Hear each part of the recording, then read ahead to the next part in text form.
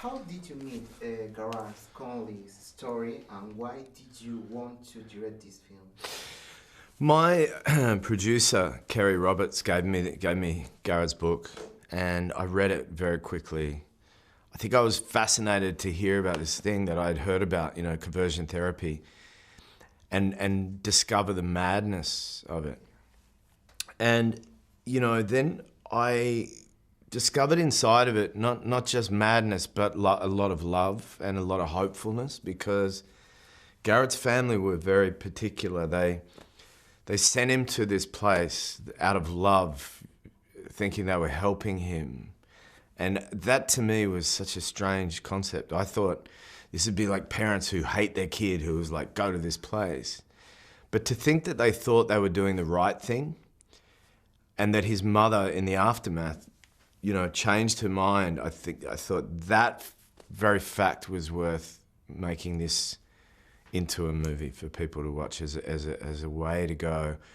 We often can make mistakes, but we can also change our mind. And do you think the film can help to show how dangerous these therapies are? Absolutely. I think, there's something simple in this movie that it just shows you one place that pretends that or says that they can change someone's sexuality. I think there's a clear sense when you watch the film that these kind of ideas can be very damaging to people. And so I think that people can watch the film, discover something that maybe they didn't know about, that therapy exists like this, and to see the effects it can have on young people, their families, and the community at large. And, we call it, like, have you ever heard the expression lifting the lid on something? When you take the lid off something, it exposes it. And to bring it out into the open with a hope that we can get rid of it. Yeah. And do you think homophobia is growing in Western countries like United States, Brazil, or European Union, for example? I think homophobia is something that exists in the fabric of a lot of cultures.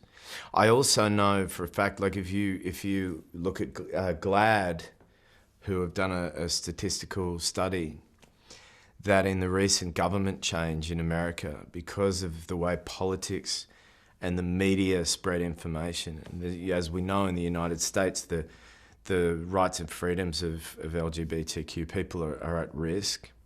And the statistics kind of showed that for a period of time, homophobic behavior or attitudes kind of got better or less.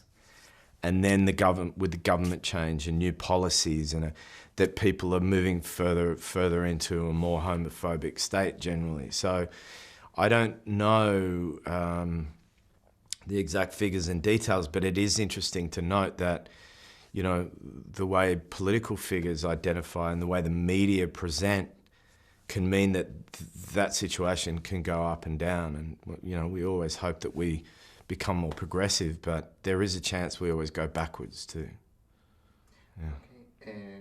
Your character is based on a real person. Did you meet him, and does he think about the film? So, yeah, I met John Schmidt is his name. I met him, and he has now turned his back on the therapy. He says it doesn't work. He now leads a very different life. He was once gay. He went back in the closet, and now he's in a relationship with a man. And he says he turned his back on the therapy. He was very positive about the film. He thinks that the film is very good. It's great that it exists. He was at the New York premiere. He's been a good supporter of the film. It's tough for him too, because I talk about him in the press and his name is in there. So if he's Googling, he's constantly being talked about. And I know that he's getting pressure from people who still run conversion therapy because they would like to say, oh, it was all John. He did all the wrong things. We didn't do it. It was just John. So I think they're using him as a bit of a scapegoat, which I think is a bit of a shame. But yeah, I think he supports the movie, and he definitely does not support conversion therapy anymore.